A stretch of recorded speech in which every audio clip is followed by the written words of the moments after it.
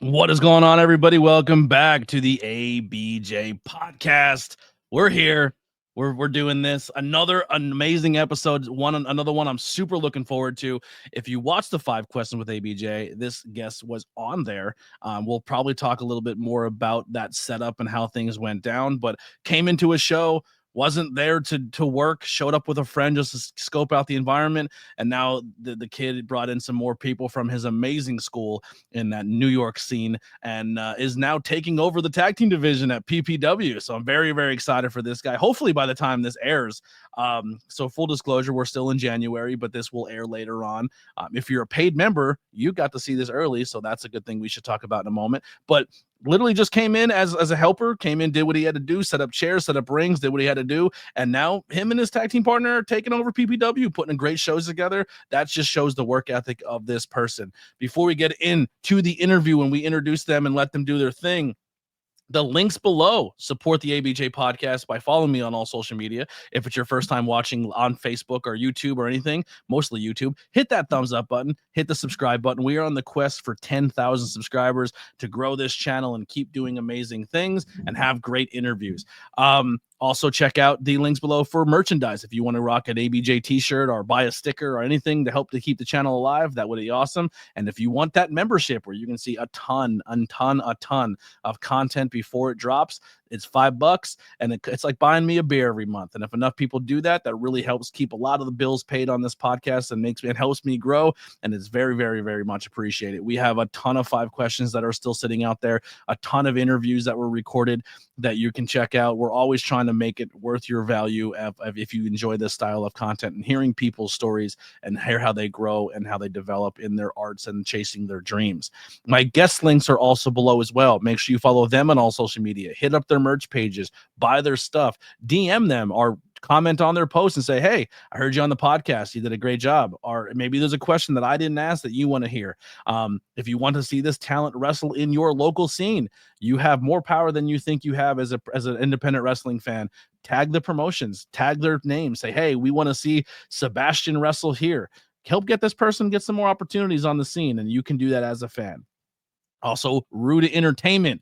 If you're like me and you can't, win championships, or you're not a good professional wrestler, you can be a dumb mark. And as long as you have the money to make your own custom, you can be a champion too. If you can dream it, Ruda can make it. As your Intercontinental YouTube champion, the workhorse champion, no one works harder.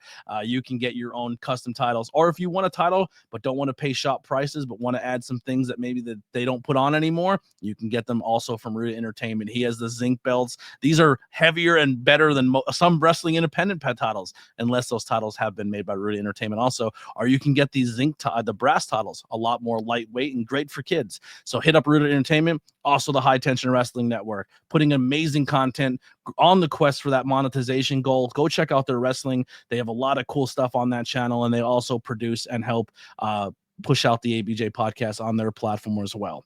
So that's pretty much all I got for my internet can shaking. Let's get into this interview. I'm very, very excited for this one. Let's bring in Sebastian AMOR. What's going on, man? Hi, how you doing? I'm super excited. We're getting a different version of you today. You're gonna be a little not as was it Rico Suave. Let's just say the A today instead of AMOR is authentic. So let's just go with that. I love that. Tell people who you are and what you do. My name is Sebastian AMOR. I'm a professional wrestler for about 4 years now, and I do a lot of things. I'm a man of many trades, and right now wrestling is one of the ones that I want to be successful at. Awesome. So this is what I'm excited. I want to learn what those other trades are, unless it's something we can't talk about on this website, because I don't know. I'm not judging. Listen, if you're into your thing, I'm going to let you go. You know what I mean? Yeah, I collect many things, but all of them are PG and family friendly. I love that. All right. Well, even if it's not, I don't judge. Do your thing, Yeah, I collect rocks. Yeah, I need to be plain. Sorry. So you say you've been doing this for 4 years? Yes, going on 4 years. Yes. Yeah. So before we get into like the thing, you come from a pretty fun school. You come up in that Long Island area. Tell us what school you reside from in the wrestling industry. So I come from Creator Pro Long Island. Honestly, one of the best schools in New York. Selfishly saying, but honestly, I learned a lot from them, and very happy and very honored to be, not only a graduate there, but still learning and being able to go there. And the fact that you said 4 years, there's a lot of people who go and they do their wrestling training and they graduate and they just say, I'm done wrestling training. I get my wrestling. Now I'm just going to go on the scene and get my bookings and do my things. And I'm not going to keep doing the school aspect. And when you're in a good school like a Creator Pro, you stay around because for those exact reasons you said, you keep your skills sharp. You're still learning. There's a lot of people there who come out of that school who go on to do things on television. There's some world champions that come out of Creator Pro Wrestling. And the fact that people still are willing to be students after 4 years, I don't think that's a knock at all. I think that's a huge positive to what that school represents and brings to the table. Honestly, like you just even like I don't want to name drop, but like recently there's been a lot of success from some of the graduates and other people that came from the school. So it's really cool to like be able to like learn from them and still see them regularly and pick their brain and even learn new things that they're still learning. You know, at the end of the day, we're still learning at like us as people, we still learn a lot in life. So to be done with school and like not go back to wrestling school, it's like, nah, there's still so much you could learn in this craft that you have to like master.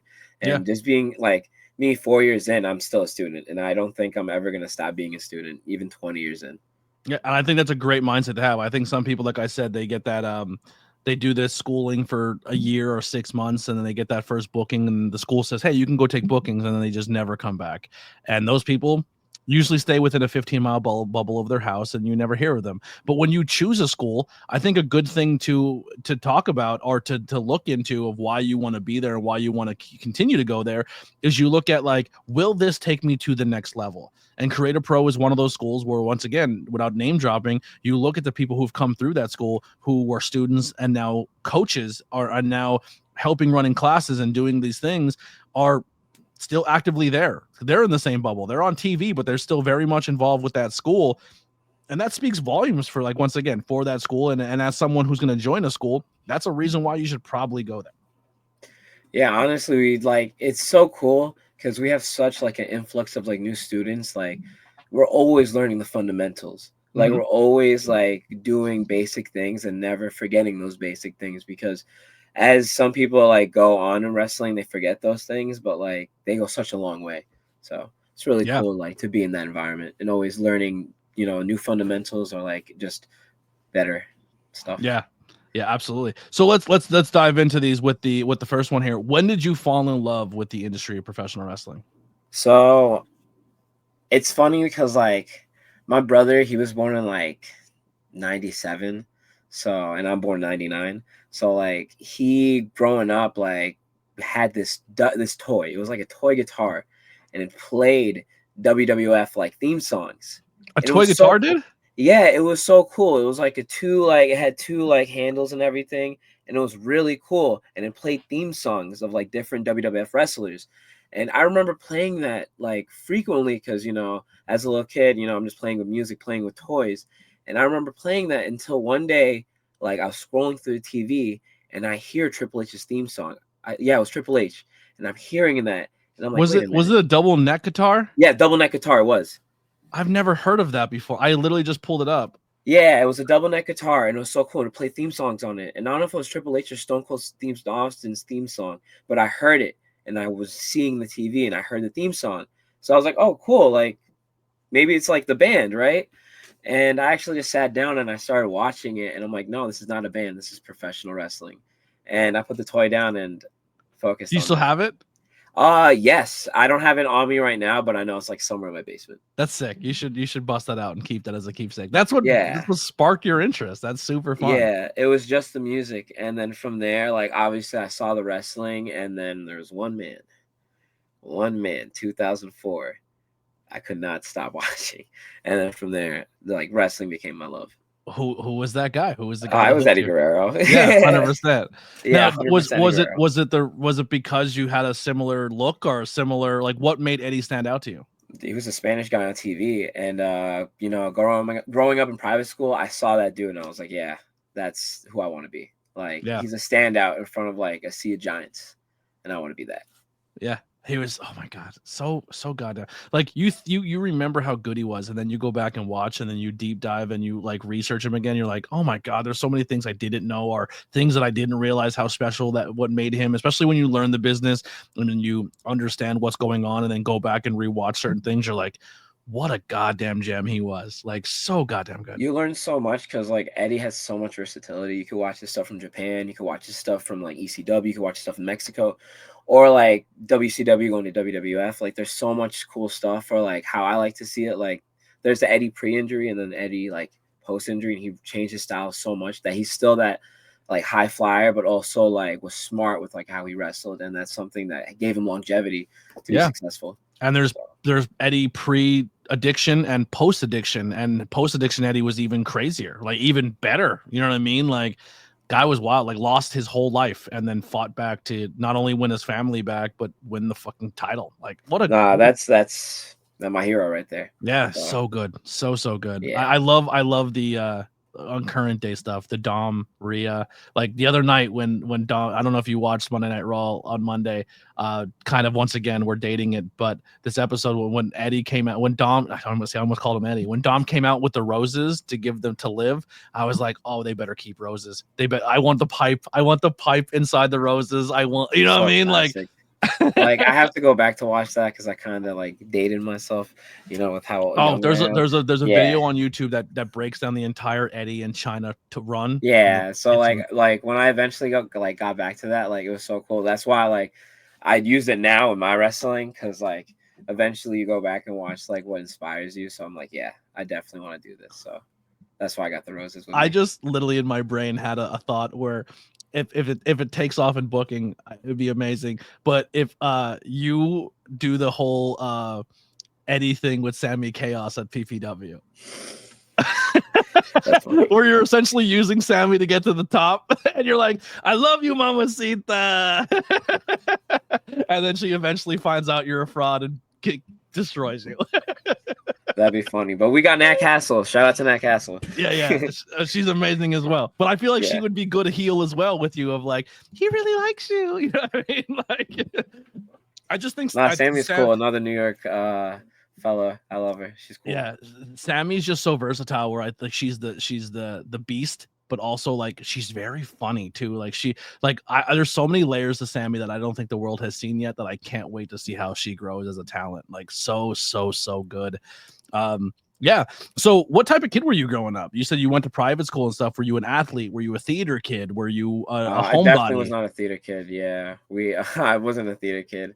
I played basketball. I wasn't really great at it. You know, that's what I didn't think wrestling was for me because like the land of giants. So I thought let me do basketball. So I did basketball until I realized 5'6". There's even bigger people than what I thought wrestling had. Because I realized once you look at everyone in wrestling, we're really not that tall.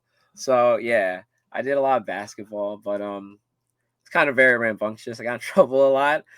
What made me, funny enough, there's one story, and my friend Andrew, he actually comes to all my shows now.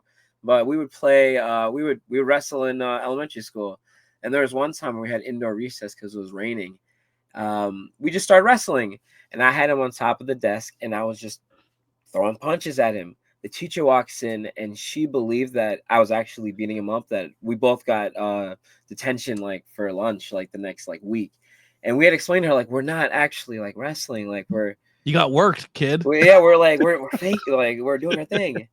Like I didn't actually hit him. And like, you know, wow, that's funny. I got pro wrestling got me detention, as long as a lot of people in my thing. I was the D-generation, next generation. So we would go to school and say, oh hell yeah, and suck it, and really didn't know what we were doing. And a lot of kids in my, like, they banned wrestling t-shirts in our school, in middle school. You weren't allowed, South Park shirts and wrestling shirts were banned from our school, because people were wearing the suck it shirts or the can of whoop ass shirts, and we're like, oh, we can wear those to school, that's no problem. They're like, no, we're shutting that down immediately. Nah, that's funny. I mean, we grew up in the age of like John Cena, so we were, hey, encouraged, please wear your John Cena shirt, please. Yeah. In pride, please. Yeah, it's so wild how wrestling changed from the Attitude Era to the Ruthless Aggression, like night and day. So crazy. I was like in that change. Yeah. so cool. Yeah. When did you start pursuing your industry, and how did you get started finding your school and going about that path? So, I initially wanted to start like when I kind of graduated high school, but I decided to like go into like the culinary field. I started working jobs like in like fast food in the culinary industry, and then COVID happened, and I was so ready. I was so ready. Like the year COVID happened, I wanted to join, and I was ready to join, and that happened. And then as soon as the school opened back up, like I waited a year and I joined in like 2021. Now was Kratos? Were you going to the independent shows? Were you going to that scene, or like That's how did all you? I knew. Like, I really didn't know like the independent scene. Like, I was kind of naive to it. I only really watched like whatever was on TV or like kind of on the indies. Like, I kind of watched TNA and I was like, oh, some guys are on the indies, and then they made the jump to WWE. But like, all I knew was Creative Pro. I lived in like Valley Stream, Lynbrook area, and that's where we ran all our shows. Like, and they still currently run all their shows. So I just watched them, and from there, like I kind of figured the school was the only place to go because I didn't know anything else. And then once I got into Creative Pro, I learned about like the indies. So Interesting. So Creative Pro is like a hometown base for you. Like it's super close to your house, and that's essentially was like the launching point. yeah, pretty much. That is a match made in heaven. Well, Yeah. you couldn't have lived closer to a better place. Like you could. It's so crazy how people can just pick the wrong school or just pick a spot where you're gonna get your money taken, and they're gonna let you stay there for as long as you want, and they're probably not gonna train you much. But that school is like you found like a D1 college right by your house. Like that's wild. I found a farming ground of like future stars, athletes, and those in the making right now. And I'm happy to be like, just involved with that school and that environment. Yeah, and you're the perfect example of why I tell people they should go to independent shows. Is like you were going to these shows probably you said for a while, right? You were going to them for a minute, so you were Yeah. watching these Creative Pro students before they become television people. Yeah, it was like really cool because like again, one of my coaches like Max, I saw him like at those shows, and now he's on TV. It was like a really good like really cool to see that, and it was really cool to like be able to as like a student under him like learn like what he was doing on that TV level now. So Yeah, cool. Yeah, it's what like so. What was the moment of watching your favorite independent wrestler then become your coach, and then watch him become I think they're 2-time now tag team champions, right? I think so. Yes. Yeah, I think I believe they're multiple. I could be wrong. If they've been champions, loving champions for so long, I can't remember how many times they flip flop. That's the only thing in wrestling I can't remember. Like the only one I know is fucking John Cena and Ric Flair because it's beaten into your neck that they were 16-time champions. But everybody else is like, oh yeah, you've had And it a couple Charlotte, times. and Charlotte, don't And forget Charlotte, that. yeah, Charlotte. I'm very biased. I am a Charlotte fan where a lot of people say she's a nepo baby, but it's just like I don't know. That's another conversation for another day. No, she's an athlete. I'll tell you Yeah, that. she's so goddamn good. Yeah. So, what were the beginning stages like entering a wrestling school and going to those steps and finding your place in this new industry and this new thing? It was tough. It was really tough. If I could say one thing about wrestling school, it's not for the weak. And I definitely learned that like my first year. It was really hard. My class consisted like when the guys I came in with was Nick Robles, Jay Macias, and the Sweeper. And we all had our own different like paths into wrestling. But when I saw Nick and Jay, these guys were leagues ahead of me. And it took me like a minute to like really get up to par, even athletically close to like what they're at now. So it was definitely hard. I've seen Jay a lot at the Sanctuary. He's a good kid. Jay, love him. Yeah, I haven't talked to him in a minute. I should probably touch base. You reminded me to touch base. I haven't seen Nick in a minute either. He was doing PPW for a while, and then he hasn't been at the last couple shows. But three really good guys there. So your class is super small, and everyone essentially is still in it. I mean, let's be honest. Like I said, it's for the week. Our class was bigger, but those are the guys that stayed. Yeah, they're the four that stayed. Yeah. Yeah. That's that it's not easy. Describe, what it to the people who may not be wrestling fans who are listening to this. What is that first week like? The conditioning, the body pain, the hitting the mat. So honestly, and this is like really cool, I didn't take a bump my first week. They don't want you to do that. It's really about fundamentals and learning like why we're doing wrestling, like the ins and outs of like wrestling in itself. So it was really cool. It was really informative. Like I remember my first day learning under Eric James. Like he was the trainer that day, and it was so cool because like you never get to train under Eric James like on your first day. He's like, "Oh, this is your first day. All right, let's see how you roll." Fortunately, I did the first one right. Unfortunately, the second one, on the other hand, that was horrible. But it was really cool. It was really just learning those fundamentals, just getting in control of your body.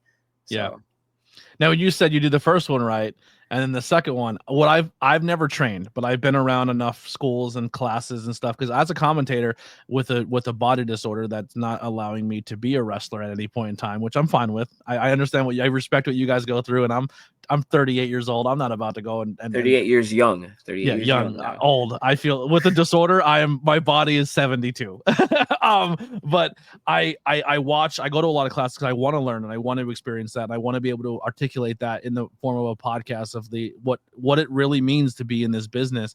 Because a lot of people still think that the wrestling ring is a giant trampoline and it doesn't hurt. And I'm like, no, it's the mat's this big and you're on boards and steel. It sucks.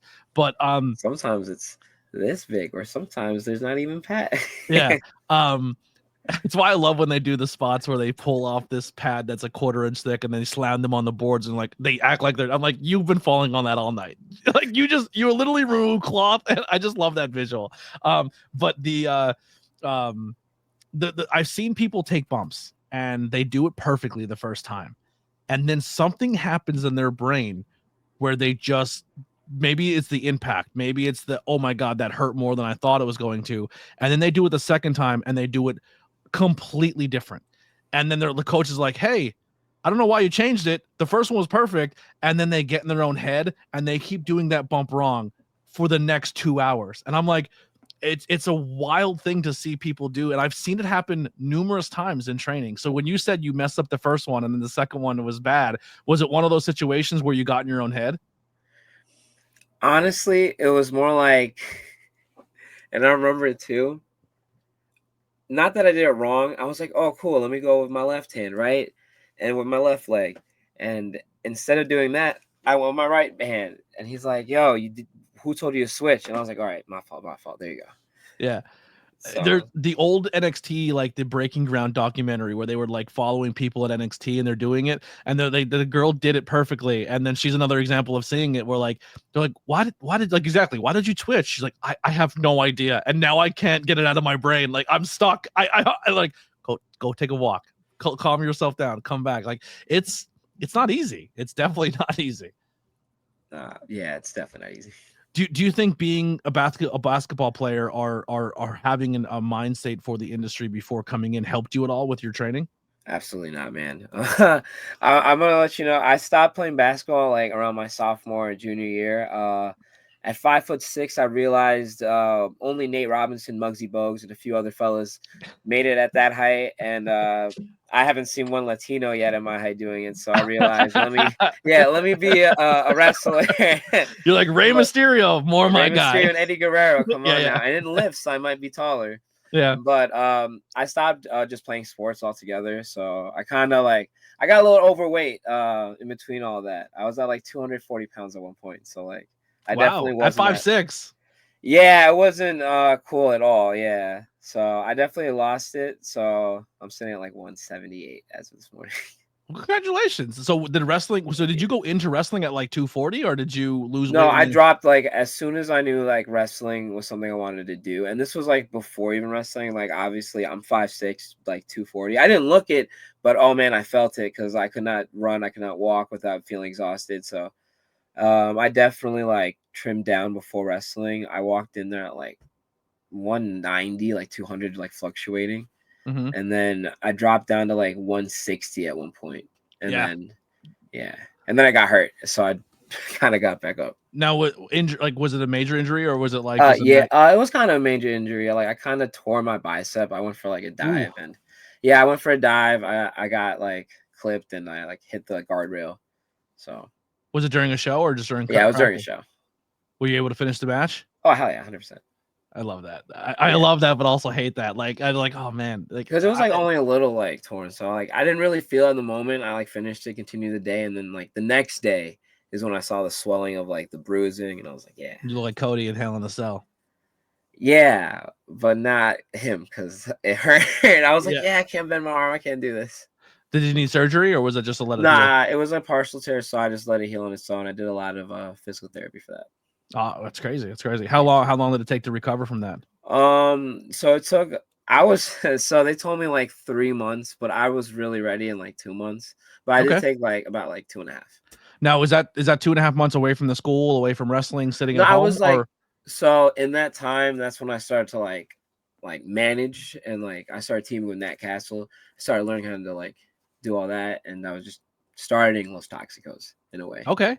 So Yeah, that is important to hear. Like important. I'm sorry. I talk with my hands a lot, so I'm holding a comb. I try. That's my trick to not do that you're all underneath the good. camera, and I just like showed I'm holding a comb for some reason. But no, the cool thing about that I love is maybe your wrestling is hurt. You can't do this certain thing. But I think a lot of people when they're in this industry, like, well, my arms hurt, so I'm gonna stop going to the gym. And then the ones that stand out, like, hey, my leg, I hurt my knee, but I can still work out my upper body. I can still do this. I can still do that. For your situation, you're very known for your mouthpiece. You are a very good talker. You're very good at working the crowd, your facial expressions. You're still also a very talented wrestler. But do you think in that time off of those 3 months of where you couldn't do the in-ring, you had to learn to work the crowd more? You learned how you were doing the manager role. You had to sell yourself more mentally than you had to physically. Honestly, like before the injury, like I got booed and it was cool. Like I felt like, yeah, I'm that dude. Like, yeah, boomy. But like after the injury and during that time, it changed. It was like a different kind of reaction. It was more like we don't want to even hear you talk. Like we don't want to like even give you the chance to like voice what you want to voice. You were It getting the was Dom pretty treatment, bad. There, yeah. which is There was good. one. That's It was great, and they would call me Dollar Store Dom, and it was funny. I thought it was okay. amazing. And there was one show where it was like my first time like not wrestling at a main like Creator Pro show, but just managing Nat Castle. And at one point they were just chanting like I don't know if I could curse, but they're Yeah, like, absolutely. "Oh fuck you!" They were chanting "fuck you," you can't wrestle, and it was like I'm managing. Like, what do you want me to do? Like, of course I can't wrestle. Like this is her match, and it was Yeah. like the most I've had like people like in my face like. It's cool. It's really great, and I love it. So keep fucking hating me, everyone. Yeah, you're Yeah, you're able to focus on the crowd more because you're not doing the in-ring work. Like when Dom has been hurt and he's on the outside and he's not wrestling, Dom's not in the ring as much as people think he's in the ring, but he's there. And he's still finding a way to do what he has to do, and he's not even involved. Like when Rhea Ripley was hurt, she could have easily got off TV for 6 months, but she stayed ringside. And I think that really Britt Baker launched her career from a wheelchair. Like that's crucial. Like I think a lot of people think because I'm hurt, I'm going to step away. But I think those are the moments where you find creative ways to do more, or to learn more, to be like, hey, I can't wrestle, but I'm going to learn. I'm going to pick the agent's brain and sit with the agent backstage and learn more backstage roles. And you know what I mean? Like, I think there's like, that's what sets people apart. So I yeah. love the fact that when you were hurt, you didn't stay home for those 3 months. No, I That's a still like cool. went to training. I still watched like from like the outside. Like there was still like a lot to learn, and yeah, like there's again, this you're always a student no matter what. So like even hurt, you could like sit down, watch wrestling. You could be there, watch wrestling, talk wrestling. Like there's still so much that you could do. Yeah, I fucking love that. I'm falling more in love with Sebastian over here. What are some? Well, we kind of went over the injuries and stuff. Were there any other setbacks or adversities you had to overcome, whether it's your personal life or in the business at all? Um, like everyone in wrestling, like real life jobs always get in the way. So like there's always like times where you gotta miss a date because you gotta work. But like honestly, I've been fortunate enough with the jobs that I worked where honestly I've been able to like do a lot. Like last year to the year before, like I've only like seen increase in like wrestling, opportunity and like matches. So I went Yeah. from like having 48 the year prior to like this year almost having 70 or this past year having 75. So like Wow. it was really cool. Yeah. Do you have a goal in mind for 2025? Like, do you want to hit triple digits in 1 year? Well, okay. So I definitely want to hit 100 because I was basically at 75 last year. So I want to hit 100 this year. That'd be really cool. So if I can do that, that'd be great. If not, then 99 would be right there. What's more important to you as a talent 4 or 5 for your 5th year going in to have a bunch of matches in a bunch of different places, or be at less places but have more of a character driven story arc? Opportunity. Honestly, opportunity to see people and like have exposure for myself and like my group. I really just want to be out there and like wrestling. I don't care if it's for a title. I don't care if it's for 20 minutes at the end of a show. I just want to be able to like do what I do, which is wrestling, and be able to have fun and like have that fan who's never seen me see me and be like, oh, I remember that dude. He's cool. Like I really like him. Yeah. So the character and the name Sebastian Amore, where did you get the character name? What made you go that direction with your personality? I could give you a whole sophisticated answer that I make up, but I'll give you the short and brief answer of how it actually happened. I had no character. I had nothing. I was just training for like 2 years until one practice. Before a practice match, they said, hey, go out there and give us a minute, talk for a minute. And I had just watched Black Panther 2. So Namor was there, and I was like, I'm not gonna call myself Sebastian Namor. That's stupid. That's gonna like a Spanish, like obviously there's a connection there, but that's too like right now. So I took the N out and I just said Amor. So I cut Sebastian Amor promo, and the rest is history.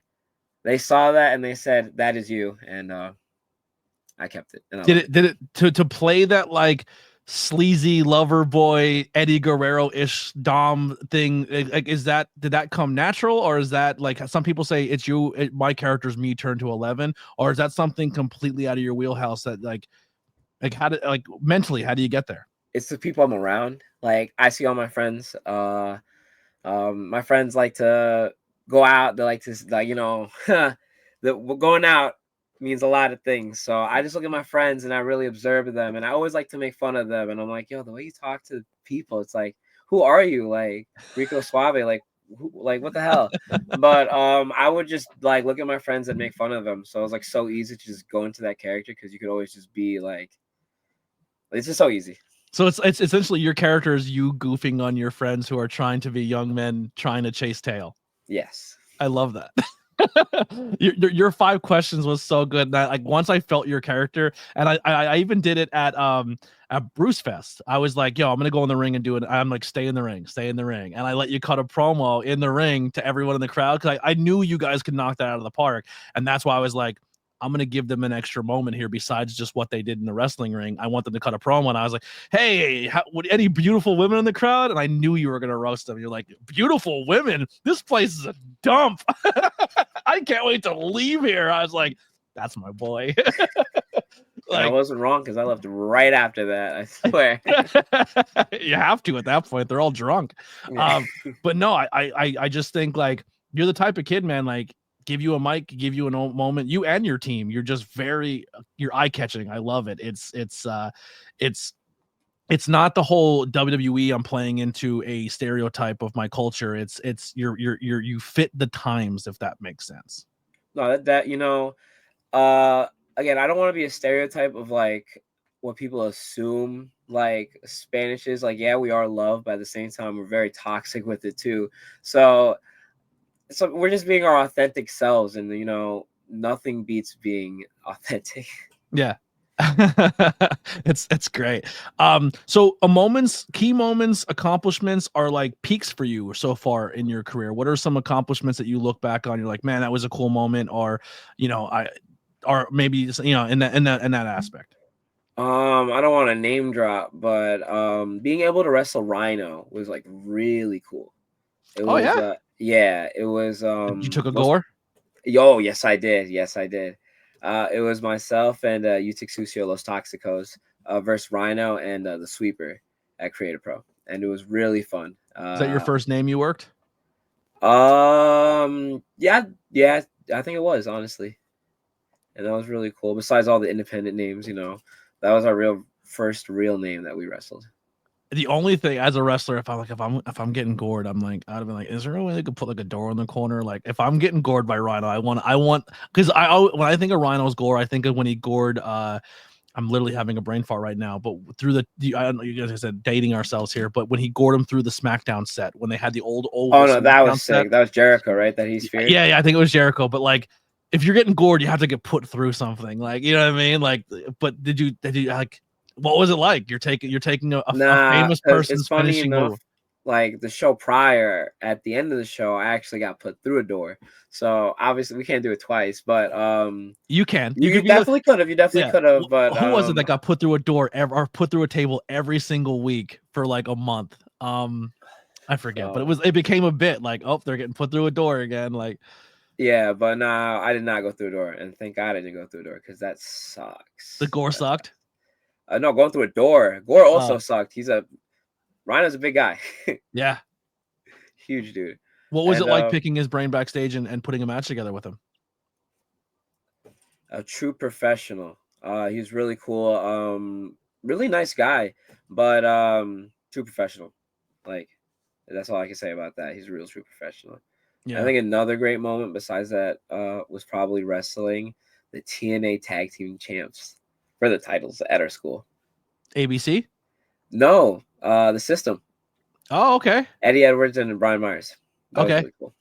Brian Myers is also very, very in touch with your school for a little bit. Yeah, Eddie Edwards Eddie Edwards is so criminally underrated. More people should be talking about Eddie Edwards. So good. American Wolves are nice. They're fire. Yeah. Love them. So when you're out of school and you have people who are on TV and doing that, what is some advice you get from your coaches of not just being a professional wrestler, but people who have been to that higher profile? Like, what are some things that really stick to you that they tell you? Unless it's private, then obviously keep it to yourself.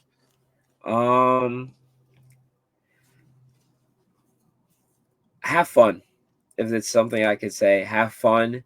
Make sure you know why you're doing it, and make sure that at the end of the day it's for you, and you make sure you're doing it for the right reasons. Yeah. And make sure you're going into this like environment with the positive headspace, and knowing that you have people that can support you and also are here just to like be there for you. So if you're doing things at your school at Creator Pro, obviously everything's not rainbows and kittens and butterflies. If you're doing something character-wise or you're doing something for yourself that's just not working, are they the first ones to be like, hey, I don't see it. Let's or like, can we should probably adjust it or tweak this or add this to your character or you as a wrestler? I mean, yes and no. Like, they definitely give us we're definitely given our own environment to like grow and like be our own selves, but also given like the tools to like maneuver successfully. Like, I feel like there hasn't been a guy out of Creator Pro that I feel like hasn't been successful or hasn't had their own like, success, whether it be on the independents. So I feel like we're just, I don't want to, toot my own horn, but like, you're giving the creative freedom for your character. Yeah, we're giving creative freedom, and from there, like, since we're just giving our freedom to whatever we want. And I feel like, have you had someone add something to your character that became crucial from one of your coaches? It's more of the wrestling, honestly. Like, I guess, doing more wrestling, because like from like once you understand the wrestling, the character comes second nature. Like, now you know what you can do as your character, but like it's really been more wrestling and understanding how to wrestle and how to like really engage with the fans. So like once, I'm sorry, go ahead. No, that was it. What are some things that you add to your arsenal, to your moveset that plays into the character that you enjoy? Getting booed, whatever I can and however I can to get booed. Any dirty tactic, I love it. Learning new ways to make like someone really hate you is just like really cool. Yeah. And like I said, one of your tape studies is one of someone who came through your school who just is a master class at being a dirty scumbag heel. So it's like just the small things of like, hey, grabbing the ref, and then while you're turning, you're kicking a low blow behind you, or you know what I mean, or getting an eye poke in there or stuff like that. It's people don't realize too, like being the heel in wrestling and how little time you have to structure things, and not only hard to structure, but like you're setting up a 15-minute match or an 8-minute match in 15 minutes with somebody backstage, but your referee's usually not there for that. And if you're a heel character who needs the referee for a lot of things, referees have to remember like 9 matches throughout the entire night, or maybe or you know what I mean? Like there's a lot going on where people have to all be on the same page, and being a heel with a referee who maybe isn't experienced, like you have to kind of bank that experience, I think, too, because you have to do your thing without being caught or making them look bad as a ref. I think that's something that I've learned, like, is the hardest thing to do. Honestly, you're right. Like, I don't like not having that. Like, I like having that opportunity to, like, really, like, let's understand what we're all doing. But at the same time, like, when it doesn't go according to plan, it's always easy to, like, really learn in the moment.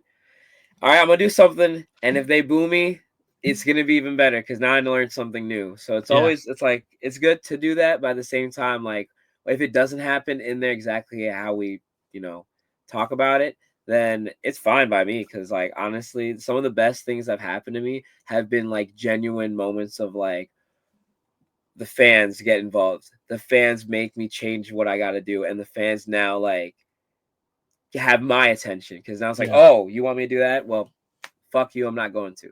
Yeah. So, like, sometimes it's, like, good, but the other times, like, just going out there and having fun and really, like, listening to, like, the fans is, like, it's just so much better. Now, when you go to certain places, and I'll just use a Creative Pro example. You and Leo your crew and Leo are two people who have become pretty versatile. I think you guys definitely fall into, I like being the heel role, but there's some places where you're kind of slowly becoming a babyface because it's becoming cool to like the bad guy. So you're still doing dirtier, funnier things, like i.e. Eddie Guerrero, but you're also getting over with the fans. Like I seen you at AXW where you guys are going against a heel tag team, and you guys are also heel tag team, but they like you more than they like them because of the charisma or stuff like that, where you guys, especially another tag team, I love Security Inc. I think those guys are so I love them to death. They're another group that, also Creative Pro guys, correct? Creative Pro New Jersey, yeah. Yeah, they're Creator. Is that still, they're not two different names, or they just call it Creative Pro New Jersey? They're still, like, the Wrestle Pro, Creative Pro. They're all, like, Yeah. still under, like, yeah. Yeah, another group of two tag teams I love, and seeing you guys interact at AXW has been a lot of fun. But, like, even at PPW, you guys were the heel team, but people are starting to fall in love with you guys, even though you're bad guys. How do you adjust that? I'm always in the mindset of, like, the enemy of my enemy is my friend. So sometimes the guys are wrestling, like, sometimes they're just fuck them. Like, you gotta love these guys. So, like, the other Yeah. guys, you just gotta hate them more sometimes. So that's, like, the mentality I feel like we're in. Like, facing South Philly's finest, the fans just hate them more. So, like, it's just fun to do that. And even at AXW with Security Inc., like, sometimes you just gotta hate someone a little bit more than you hate someone else. And you go out and do heel things, and people are just they're encouraging it. They're like, "Yeah, do your thing." Like, yeah, please do that to him. Like, we don't like him. Like, we don't like that you did that to, like, please do that to him. I love it. Yeah, it's fun to see that turn where you're like, we come in and we have it all figured out, but now we're becoming the big baby faces, but still doing the scumbag heel stuff, which is, I love as a wrestling fan. I love watching that character tweak a little bit. Like Leo goes from throwing the kale in the air to hitting you in the face. Like, just minor changes to the character. Stan Styles is another one who can flip the heel to baby face in a heartbeat, and it's still the same character. It has the same thing, but just one small change. You know what I mean? Like, just one small turn to the crowd, or the way I present myself as soon as I hit the curtain is a different thing, and it sets a tone that I'm the bad guy or the good guy tonight. And I think you all do that very, very well. Especially, you're like I said, you're not even 100 matches in, and you're finding a way to do that is very, very impressive. Influences or role models, whether it's in the industry or in your personal life. I've been influenced by Eddie Guerrero. I'm so sorry. Like, that's the one guy when it comes to wrestling that I look at, and, like, outside of wrestling, it's the one dude that has me, like, through and through. If not, probably Derrick Rose. Again, I loved basketball growing up, and Okay. D Rose, like the Chicago Bulls, like, I loved watching them. Do you have any D Rose jerseys? I got 3 of them, man, and I got Bulls jerseys, I got Knicks jersey, I got Timberwolves jersey because he dropped 50 with them, and it was cool to see that. So it was a really great opportunity. Like, just growing up to watch him. He just retired this past year. Made me ball. His speech fucking got me. Bro, seeing his son cry, oh my god. When Joakim Noah did his speech and Derek's just listening to Joakim Noah's spot, I was like, I'm getting goosebumps right now thinking about it. Like, it was. So I love that. I was born a Jordan fan. Like, this is Michael Jordan, and this is the sport of professional wrestling. And I'm sorry, professional basketball.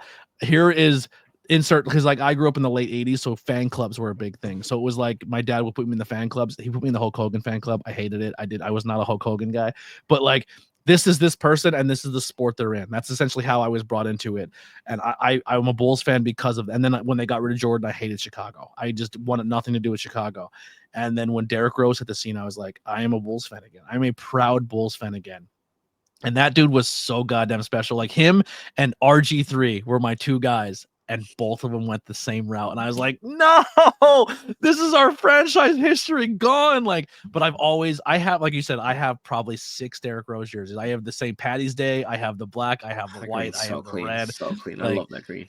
Yeah. Do you have one? Do you have a green one? No, I've never got one of the green ones because they're like, I didn't want to wear green because they looked like the Celtics colored, but I loved when the Bulls wore them because it was so cool that they just switched for one night, and it was so cool to me. I love that. Yeah, I'm an Irish kid, so when I seen that green jersey, I was like, I love that. That was my favorite. But yeah, the fact you said D Rose is undersized, a guy who was undersized in the league, not super big, but like, hey, 1 year his 3-point percentage isn't where he wanted to be. The next year goes in the gym and he's the best 3-point shooter in the league the following year, taking the Bulls 82 wins. Like that's insane. Like his work ethic. He's someone who should be studied. Like what a good mind state for a human being. Like always stayed extremely humble and never won a championship, but he'll go down as one of the greatest Chicago basketball players underneath Michael Jordan.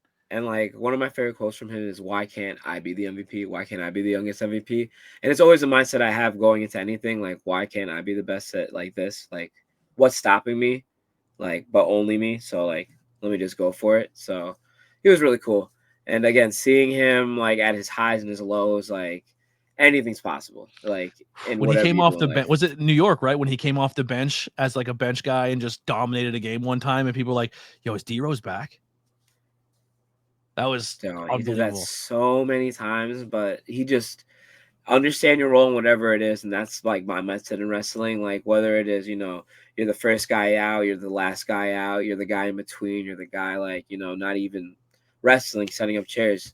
Like whatever you're doing is important, and be the best at what you do when it comes to that. He's not a look at me guy. He's not a, hey, I'm the best. Look at me. I'm going to tell you I'm the best.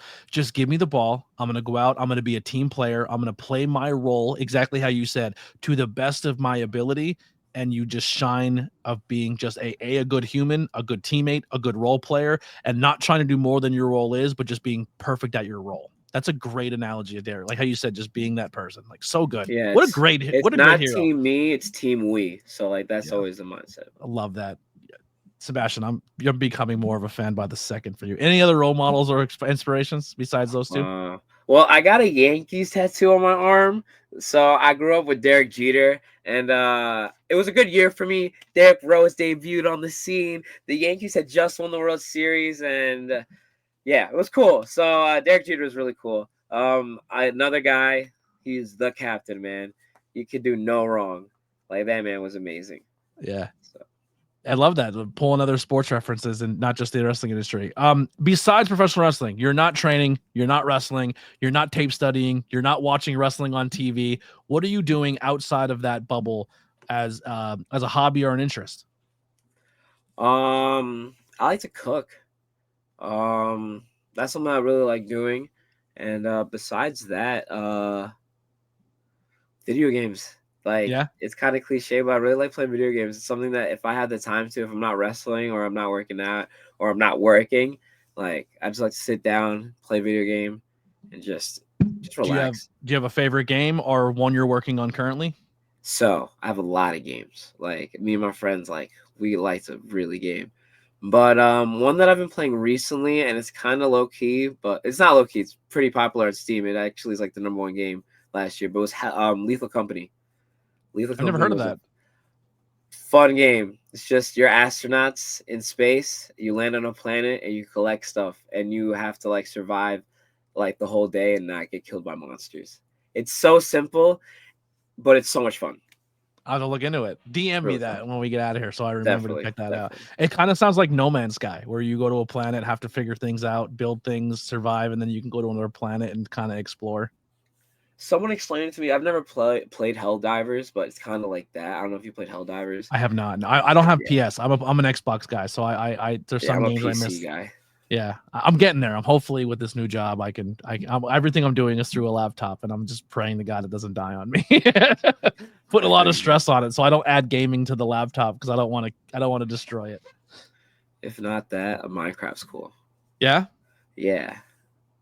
I'm an avid Minecraft speedrunner. I think I could beat the game in under an hour, but I always end up like, going past 3 hours, and at that point it's just a casual playthrough. But so you're not building and creating. You try to speed run the game. I try to beat the game. Yeah. I didn't even know there was a story to the game. I'm being completely honest. Well, there's like a story, like there's a whole thing to the game, if you want to get into it. But the whole speedrun aspect of the game is beat the Ender Dragon and you get the end credits. So that's the end of the game, technically. So people try to speedrun that. Okay. I think like the world record is like 16 minutes. So like I'm not even 16 minutes. Yeah, you can look it up. Like there's like certain versions that you can run, but like I think one version is 12 minutes, but like the current record is 16. I like watching speed runs, even though I never play a game. It fascinates me how people find ways to cheat the developers and like even watch. I think there was like 2 years ago where a developer watched someone speed run their game and they were like, "Holy shit! I didn't even know that was possible." My favorite speed run to watch is Portal 2. The way that they cheat this game, clipping out of bounds, going to different levels, like it takes me like so long to play the game like one time, and then seeing people just beat this in like 20 minutes, like. I think the Outer Worlds is the one I watched. I watched the developer of the Outer Worlds watch a speedrunner beat his game, and he was like blown away. He's like, "I'm not patching any of that. That is, I'm not. Just continue." Yeah, he goes, "That's awesome that people care about my art so much that they tweak it and try to do like." He's honored that people even try that, but it was really cool. Encouragements for a beginner. Someone wants to get into a dream. They want to chase their dream, whether it's pro wrestling, whether it's anything else. What are some encouragements? If you think about quitting, don't quit, because the last thing you want to do is quit on yourself. Yeah, and you're like your last line of defense. So if you ever think about quitting, don't quit. Push on, persevere. Yeah, that's a real important one, because there's a lot of times where you like doubt yourself and like look in the mirror and just think about it, but there's only one person that's gonna like either let you continue or stop. So you could either be the reason why you stop, or you be the reason why you continue to be the best version of yourself. So I needed that today. Appreciate that. No problem. I almost forgot the question we talked about at the beginning. What is your favorite type of fan and your least favorite type of fan? My favorite type of fan, oh man, I'll tell you my least favorite type of fan. The guys who touch my stuff. Don't touch my merch table, please. Unless you're buying it. Yeah, unless you're buying it, please don't touch it. I set it up, and I would love you not to have your greasy fingerprints on like my 8x10, please. Like, I wear black. I could see your fingerprint. I can see what you just ate too. And the fans I love, honestly, the fans are just there to see me. Like, they're just like, "Hey, how you doing? I came here to see you." PBW has the best fans. From Anthony to Zoe, I love them all. Like, they're amazing. Like, there's some regular fans that just come up there, and I just want to give them their hug. I want to dap them up, tell them, great seeing you again. Thank you so much for coming here, because you're the reason why I'm coming here. Like, PBW has a great fan base. Yeah, I love them. Yeah. I know you said at the beginning you have many interests besides. So you said kind of pro wrestling, cooking. Is there anything else out there that you're very passionate about that we didn't talk about? Oh, like I brought it up. I really want to be a Minecraft speedrunner. Like, there are times of like I sit down and I play this game like regularly. Like, you can ask you take an any Toxico card ride. I have it on my iPad. I really think I could beat this game. So really playing that game. And besides that, yeah, I really like cooking. It's really cool. It's been really fun. I guess that's another inspiration, by the way. Gordon Ramsay, man, that man. Is there a style of food you enjoy doing over than others? Is there just food in general you want to learn different just food cultures? In general, like something I really want to do is like just learn how to cook different styles, because there's so much like in different cultures, different culinary techniques. Like, you can make an egg in so many different styles, in so many different ways, in so many different cultures, that like an egg just having it scrambled is nothing at that point. Like, you can learn to do it in so many ways. Yeah. So, what's your favorite dish? My favorite dish. You're impressing a lady. You're impressing your partner. You're impressing somebody. You're gonna cook your dish. What is it? So you go to any Colombian spot, like you could get anything there. Honestly, like any Colombian dish, I love it. Like, I'm Colombian, and a bandeja típica. It comes with rice, beans. You get a nice rack of pork grinds. You get a nice cooked steak. You get plátanos. You get everything. It's so good. It fills you up, and you don't have to worry about like eating until like the next morning, because that'll fill you up. Do you now? What you trying to change your body, going to the gym, trying to eat cleaner? Is that something too, where you're trying to maybe eat clean but still make it taste good? Honestly, man, I wake up in the morning, I make my protein shake, and I have a can of tuna. I'm there for the protein. I'm there for the GOP, grams of protein. I don't care how it tastes. However I can get it in, I'm gonna like. You got to find creative ways to make it better. I'll add hot sauce. Honestly, like sometimes when I'm in a rush, it's tuna and hot sauce, or it's chicken and hot sauce. But yeah, that's like what it's been recently. Like I want to get back into it where like I could meal prep accordingly and make it, in the most, Chef Boyardee way. Yeah, totally. It is very impressive to see, like, even like I know we're putting him over again, but when Leo's like, he shows up to a show because of his diet. He's a vegan. He eats differently, and he always has food and stuff with him, and he has to do it a certain way, but he has to eat a certain way because he has to take proteins a certain different way. Like that stuff like that, where wrestling and then food is another dynamic to this industry that's insanely interesting, because if you don't do that, you're on the road eating Wawa and Sheets and disgusting fast food or whatever is available. Now I'm gonna throw a flag on the play right there. I will say Wawa has some phenomenal food. I went to a Wawa actually the first time I went to a Pennsylvania, a PA like wrestling scene. Oh, I'm not saying it's bad. I love all of that trash, but it's not. There's certain things you can get when you walk into a Wawa. You're like, I could eat clean, or they make specialty milkshakes, and I'm gonna drink that instead. I try to eat clean at Wawa, and I always get a kale salad with like the chicken strips, the breaded chicken strips, and I love it. It's like go to. I get all my protein in that. However, like when we're driving, like Nat Castle, she doesn't eat any meat, so like she's a pescatarian. So there is some constraints into that where we always are like getting some like seafood, and it's super good. I love it. Or like the other day, like we went and we got like halal food, and that stuff was really good. Now, when you're with someone who is like that, obviously both of those people are vegans. Are they the some like two thing like just don't eat it around me, or I don't like the smell of it, or like, you know what's annoying? It's not even that. It's like, hey, what do you want to eat? Oh, you pick. No, like you can't tell me that. You're the one with the dietary constriction. Like I can eat whatever you tell me. I want a burger. That's what I want. I'll take the Wendy's or the McDonald's, but like you tell me. That's gotta be so challenging to find those secondary options on when you're on the road like that. So like the fact that they have to bring their own food it fascinates me. Just fascinates the shit out of me. What are you grateful for, and are you currently happy? I'm definitely happy, and I'm grateful to be here today so I can live for tomorrow. I love that. 2025. I know we're recording this at the beginning of the year. By the time people see this, it'll be maybe the third or fourth month in.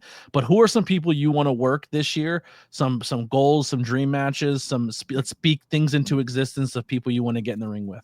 Honestly, nobody, like, but not in a bad way. Like, I'm grateful for any opportunity to wrestle, like anyone and everyone. Like, bring them my way, please. Like, or I'll go any way to wrestle anyone. I like. I only want to wrestle one dude, and that was Eddie Guerrero. And it sounds kind of weird to say that, but like that's your one guy you want to wrestle. A lot of people want to wrestle their heroes. Yeah. And I want to wrestle him, and unfortunately that can't happen. So like anyone else is like, cool, like I have the opportunity to wrestle and do like what I wanted to do as a little kid. So wrestling anyone would be cool, honestly. Well, you said you kind of got to work a match with one of your coaches. You got to work Brian Myers.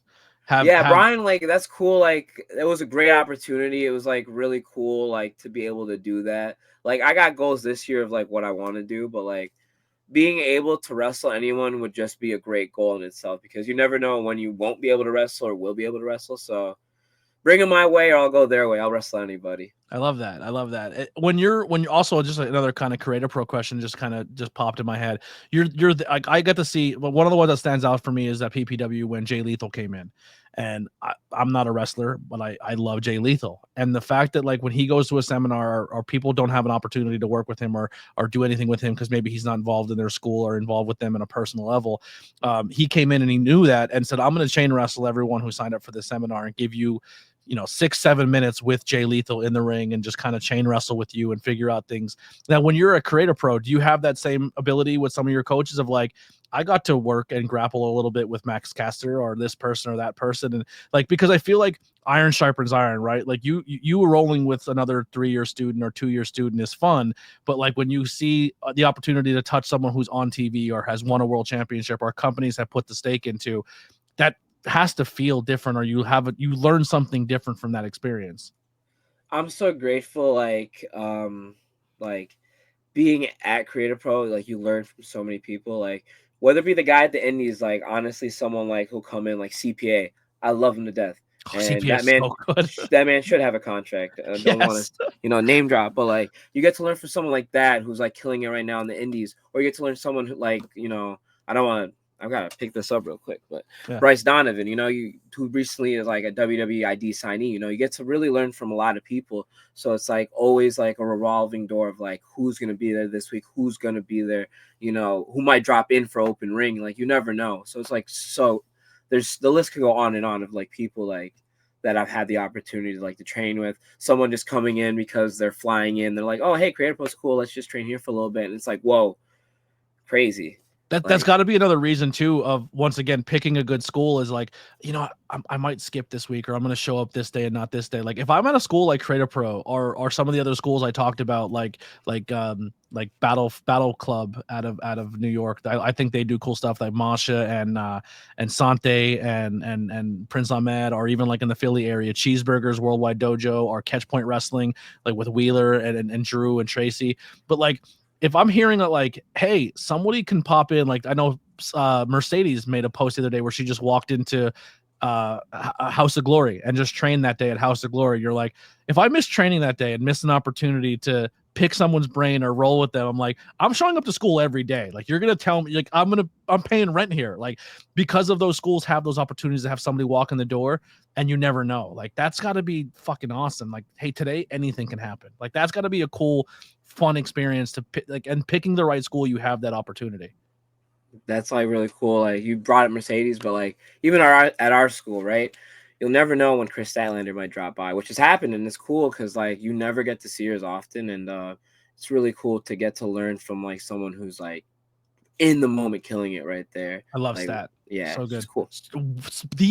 So there's two people I always say, and I'm not saying like a body thing of putting it out there, but like Ace Austin has the biggest quads on a human being I think I've ever seen. I seen Stat pre knee injury when she unfortunately hurt her knee. As of most recently, I met her at IWTV 100. She has running back quads. Like she's strong as shit. And funny enough, you said Ace Austin. Shout out to Mike from Stoked, because he's another guy. Like he helped me get into like wrestling before, like, and even Gabby Forza, the Nomi. Outside of wrestling, they're like personal trainers. So they really like helped, like, like myself and like other people like that, get their bodies into shape. So it's really cool. Yeah, like, they're phenomenal. There's so many things. Like you can look at someone like at any school or anything that like, the people can walk in and you're like, oh, I have Caster, I have MJF, I have Stat, I have this person who walked in the door, this person, and you look at them and you're like, all right, there's one thing about you that makes you more special than everybody else.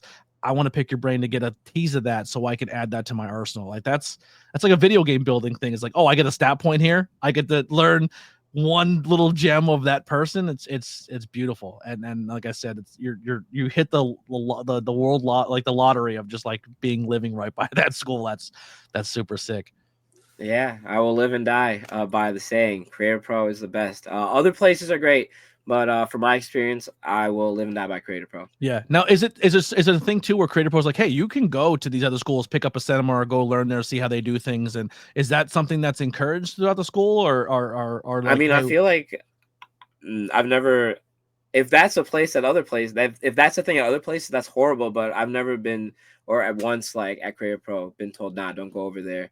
It's more like, hey, wrestling is like a revolving door. There's so much learning to go to. Like one of my coaches, Aaron Rourke, he went over to like the New England area and was over there for a while learning at that chaotic area, New England area, and came back an even better wrestler. Love that. Because you're learning from like other people, having the opportunity to learn. A different culture. Exactly. UK wrestling is. I went there for All In, and it was the coolest fucking thing of all time. Like once again, like growing up or knowing that the local scene comes through the Northeast, whether it's Pennsylvania, New York, New Jersey, Ohio, and most of that local scene in those 4 states created AEW, and those people are wrestling in bingo halls and small venues for 30 people, 15 people, 11 people, a couple hundred people, and then they sell out Wembley Stadium. Like to be a part of that as a person in this industry or just a fan was super, super special. Like watching Eddie, who wrestled in for 12 people, walk out during the fucking stadium stampede covered in blood and the entire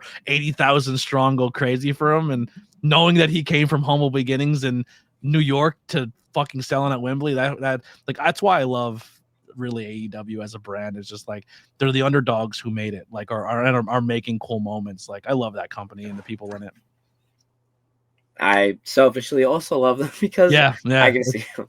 Yeah, I'm not saying WWE's not the same thing. Like obviously fucking Seth is a backyarder who worked his way through. Like there's all those success stories in this business, and there's no tribalistic when it comes to the brand, but it's a little different when when you watch the independent scene and you watch Stat become the, she beats Orange Cassidy for the Independent World Championship, and now she's on TV wrestling for the AEW Women's Championship. It's special. It means more because you've watched the progression and the growth. And that's a huge reason why I interview people like you, Sebastian, because it's only a matter of time before I'm doing the same for you and seeing you on TV winning gold with your Amazings table and your team. And this is why I like getting people earlier in their career. I appreciate your time so much. Where can people find and support you? They can find me everywhere at AMOR. They could find me on YouTube with my friend Utic Sucio Los Toxicos at Sebi and Utic. Yeah, you can find me anywhere in the New England, Northeast, anywhere, honestly. You let them know and I'll be there. I love that. I love that. You're killing it. I'm proud of you. I did DM your tag team partner for an interview. He's getting back to me soon. So I will have eventually each member of the Los Toxicos. If there's anyone that you're listening that you want to be on the ABJ podcast, please reach out. You don't have to be a professional wrestler. That's not the only requirement. If you have a story to tell, if you're chasing your dream and you have an art and you want to come talk about it, I don't care if you're 3 minutes into your craft or you've been doing it for 15 years. Everyone has a story, and I would love to give you a platform to tell it. Hit the links below to support myself, my guests, Ruda Entertainment, HTW Network. Check out Sebastian. Check out Creative Pro. Check out these amazing promotions that support Sebastian and give him a place to do his art. That's going to do it for us at the ABJ Podcast. We'll see you guys next week. Here's some music by the Converse Kid. We're out of here.